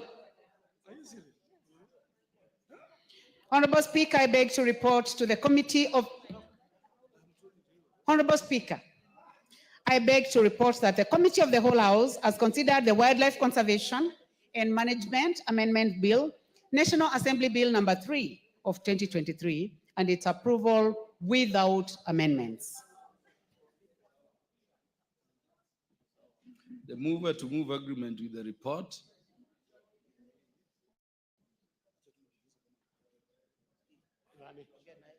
The mover to move agreement with the report. Mheshimiwa Spika, naomba kutoa hoja kwamba bunge hili likubaliane na kamati ya bunge zima kuhusu ripoti hiyo. Pia namuomba Mheshimiwa Owen Baya aunge kuafiki hoja ya kukubaliwa kwa ripoti ya kamati ya bunge zima. Asante Bwana Spika. Honorable Owen Baya. Thank you, Honorable Speaker. Honorable Speaker, just a minute. Asante Mheshimiwa Speaker kwa kunipatia nafasi kuunga hoja ya makubaliano na bunge kuhusu mswada huu. Na niseme hivi kwamba huu mswada ni mswada muhimu sana. Na nataka kumpongeza Mheshimiwa Roida kwa kujali watu wake wa Lamu na watu wa Pwani. Kwamba hawa wanyama ambao leo tunawaweka katika ratiba ya wale ambao wakiumiza watu watalipwa ni viumbe ambavyo viko katika bahari, na hivi viumbe Bwana Spika, huwa vinaumiza watu wa Lamu sana. Manake watu wa Lamu wengi wao wanapata chakula chao cha kila siku kupitia ile bahari ya Hindi, na kwa sababu hiyo basi Mheshimiwa Roida, nataka niseme kwamba umefanya jambo zuri sana.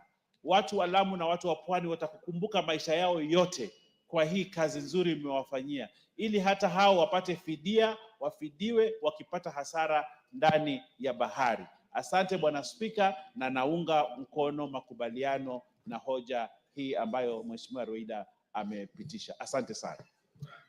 Yes, Honorable Rachel Nyamai. No. Terms of procedure, Honorable Rachel, the question be proposed first. Honorable members, I propose the question that the House do agree with the committee in the said report. Honorable Rachel Nyamai.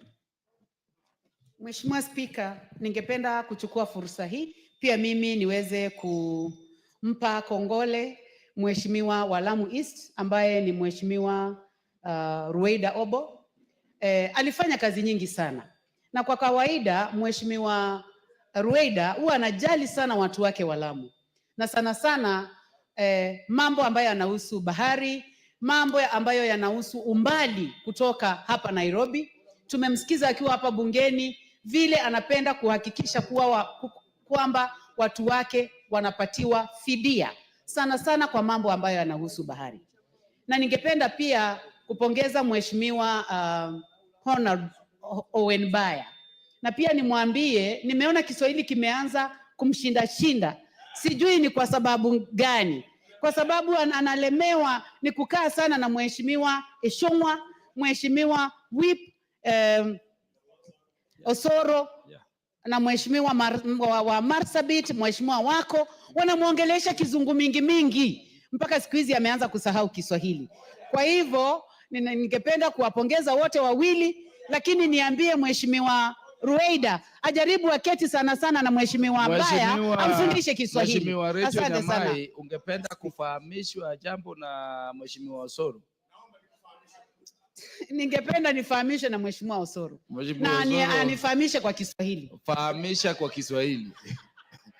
Mheshimiwa Spika, ningependa kufahamisha Mheshimiwa Rachel kwamba hatusemi kwamba lugha ya Kimombo usema kwamba Kiingereza mingi, nasema Kiingereza kingi. Pili, tunasema kwamba sio Kiswahili kimemshinda, nasema kwamba Kiswahili, lugha ya Kiswahili imemlemea. Kwa hivyo matamshi katika ngeli ni vema kwamba ni vema unapozungumza katika lugha ya Kiswahili uelewe kwamba kuna ngeli, pia kuna muktadha wa kufuata kidogo, ndio kidogo uweze kuelewa Kiswahili vile inafaa. Mheshimiwa Rachel, umefahamishwa, ulikuwa umemaliza au unaendelea? Ningependa tu kufunga. Sababu hata mie Ningependa kushukuru sana Mheshimiwa Osoro, lakini pia ni vizuri ajue kuna misamiati ya Kiswahili ambayo anafaa aielewe vizuri. Kwa hivyo tunapopongeza Mheshimiwa wa Lamu, tunafaa tupange maneno kama vile ambavyo anaipanga na vile ambavyo inapangwa na Mheshimiwa wa Mombasa ambaye anaporomosa Kiswahili vizuri sana. Asante sana Mheshimiwa Spika. Mheshimiwa Osoro, uko kwa hoja ya nidhamu au ufahamisho? Abu, kwa wakati huu lazima mjue wajumbe waheshimiwa kwamba mmepoteza spika. Niko katika hoja ya kufahamisha bado. Spika haelewi msamiati, ngeli na hayo mambo mnaongea. Kweli kabisa Spika, nikiendelea kufahamisha Mheshimiwa Rachel, nimweleze kwamba hata katika lugha ya Kiswahili kuna pia unasahihi mtu, kisha baadaye kama haupendi kusikiza ama kidogo uko na maoni tofauti kwa yale ambayo amesema, unakanusha. Kwa hivyo kwa mfano unaposema kwamba mama alinikimbiza katika lugha ya Kiswahili, wengine husema kwamba mama hakunikimbiza, lakini hicho sio Kiswahili sanifu. Unapokanusha usema kwamba mama alinikimbiza. Kwa hivyo ukijibu unasema asante Mheshimiwa Spika. Ya, yule ni Mheshimiwa Sietenei au Mheshimiwa yupi? Mheshimiwa Watarbo, ungependa pia kunena kwa lugha ya Kiswahili? Asante sana Mheshimiwa Spika. Nataka kufahamisha Bwana Osoro, Mheshimiwa Osoro, ya kwamba ameongea Kiswahili mufti sanifu, sio Kiswahili mufti. Aweze kuongea kwa Kiswahili mufti ndio tujue anaweza kuporomosha Kiswahili vyema. Asante Bwana Spika. Bwana Osoro ameongea ile Kiswahili tunasemanga imebuniwa upande wa Nyanza. Ako na tabrija kuu ukimlinganisha na mie Speaker. Allow me now to... You want to contribute? Okay. Bwana Gikaria, utatamka pia?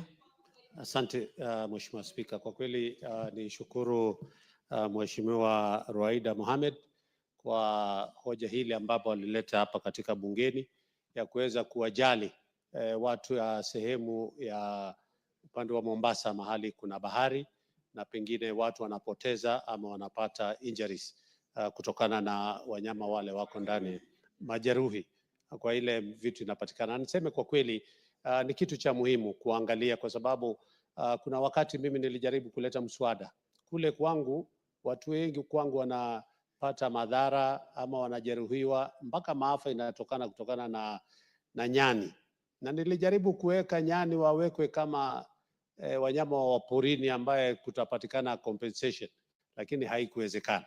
Lakini fidia. Asante Bwana Osoro. So niseme tu kwa kweli nimshukuru sana Mheshimiwa Ruaida kwa hiyo nafasi, na pengine hata sisi in future kwa siku zijazo tuangaliliwe kwa sababu ya hawa wanyama ambaye ni nyani ambaye wanalete madhara sana katika miji mikuu mahali kuna poli, especially kama kule kwangu kuna hiyo National Park ya Nakuru ambayo watu wengi wanaathirika kwa sababu ya huyu mnyama anaitwa nyani. Kwa hivyo niseme once again, kwa mara nyingine, Mheshimiwa Rwaida, pongezi sana kwa msaada huu ambao umeleta. Asante.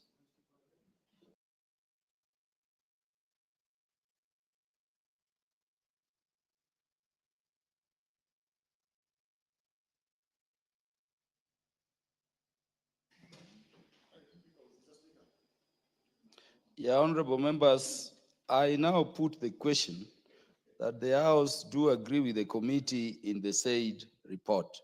Will as many as are of that opinion say aye? Will as many as are of the contrary opinion say nay?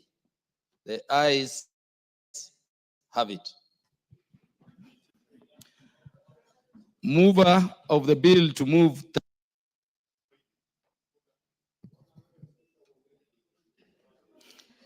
Mheshimiwa Spika, naomba kutoa hoja kwamba mswada wa hifadhi na usimamizi wa wanyamapori marekebisho, mswada wa Bunge la Kitaifa nambari 3 wa mwaka 2023 sasa usomwe mara ya 3.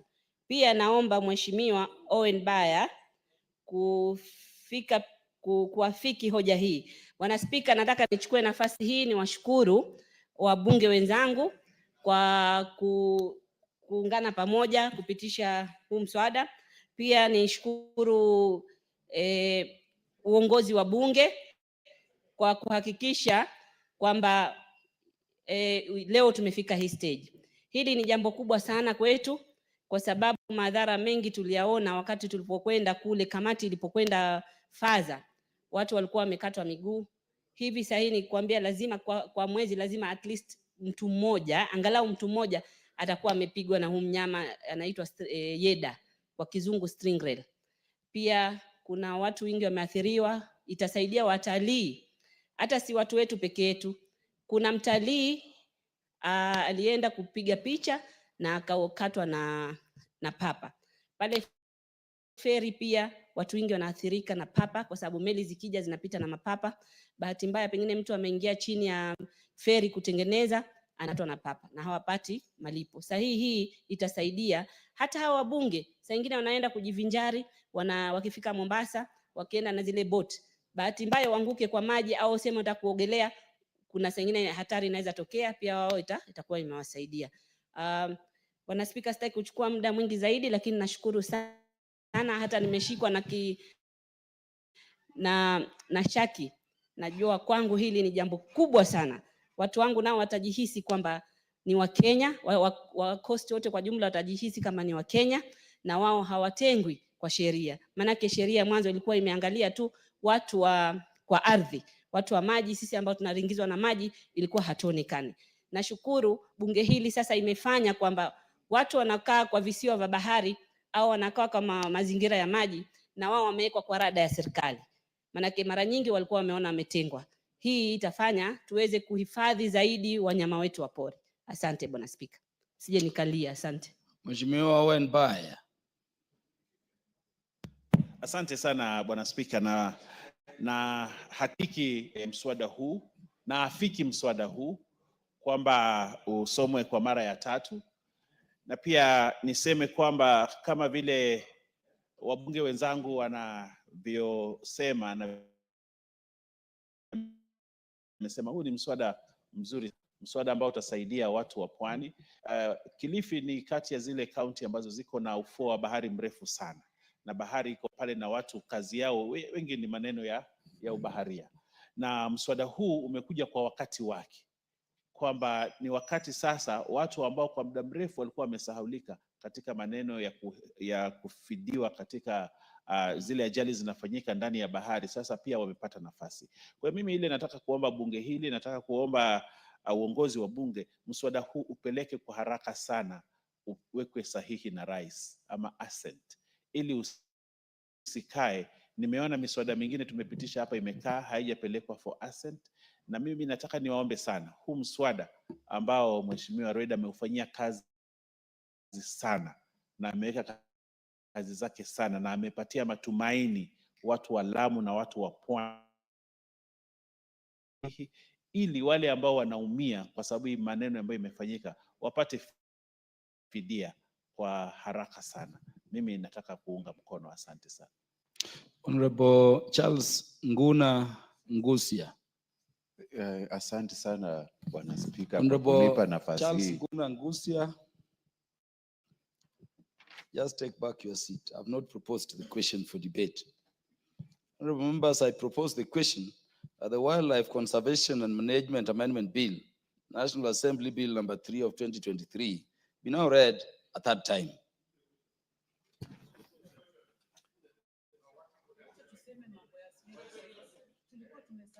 Yeah, so now you can contribute, Honorable Charles Nguna Ngusia.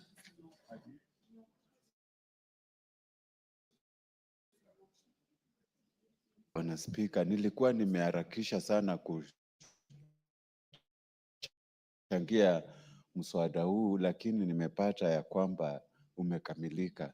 Kwa sasa mimi nataka kuongeza sauti yangu kwa hii niunge mkono kabisa, na nataka kuuliza itiwe sahihi haraka iwezekanavyo, na kama spika ilivyo desturi yetu, nataka kuomba tafadhali upe dada yangu Rachel Kaki, kuna kitu alikuwa anataka kuongezea hii mswada. Asante sana.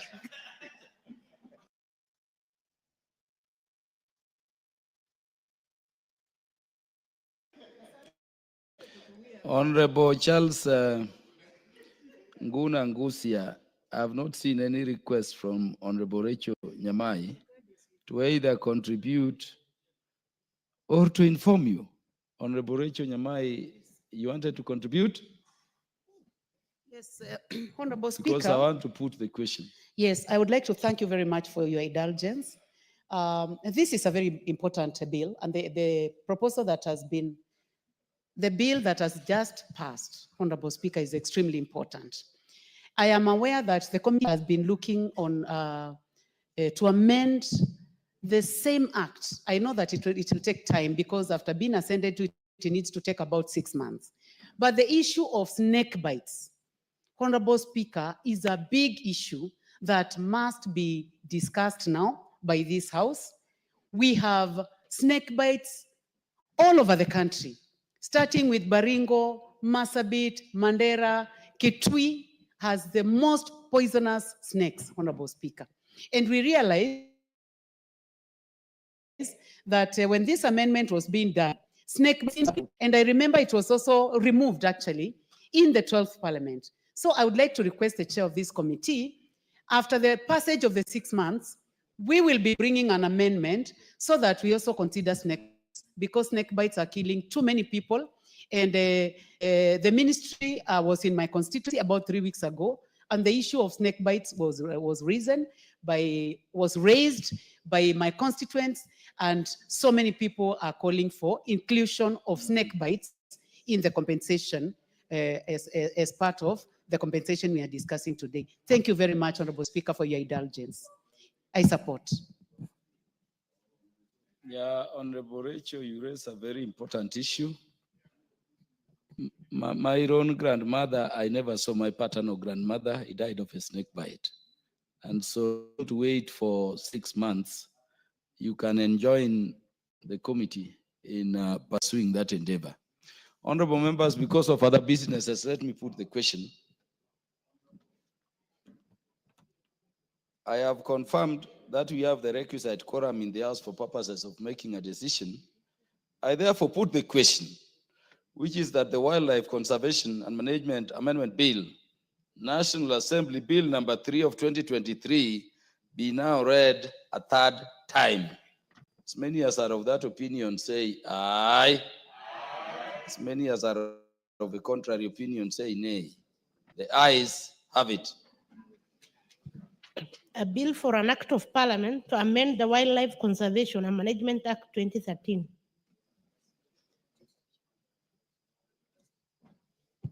Next order.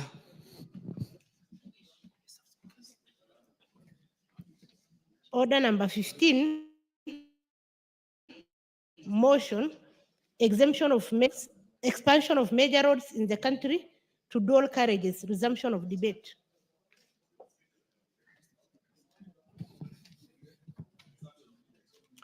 Is that for resumption of debate?